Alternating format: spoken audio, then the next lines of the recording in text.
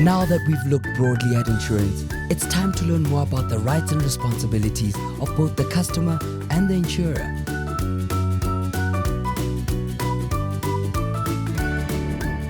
Let's kick it off with your rights and responsibilities as the insurance customer. For starters, remember that the purchase of a policy is a legally binding contract. That contract gives you certain rights in the event of an accident, injury, fire, or whatever you are insured for. As a result, you have the right to be paid the amount that you're insured for, provided you have met all the terms and conditions.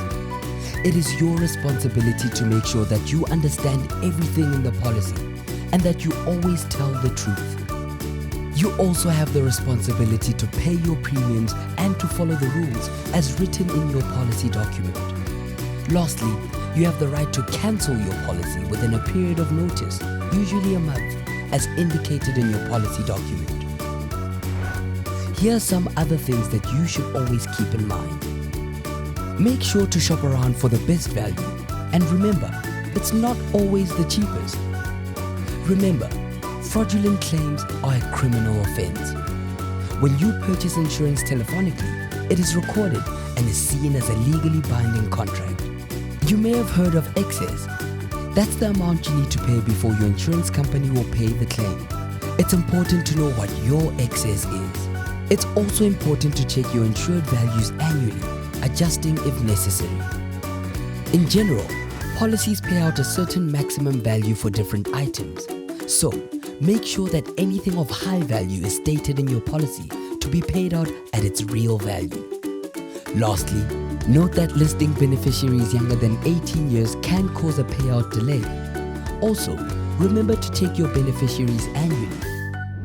Now, let's move on to your insurance company's responsibilities.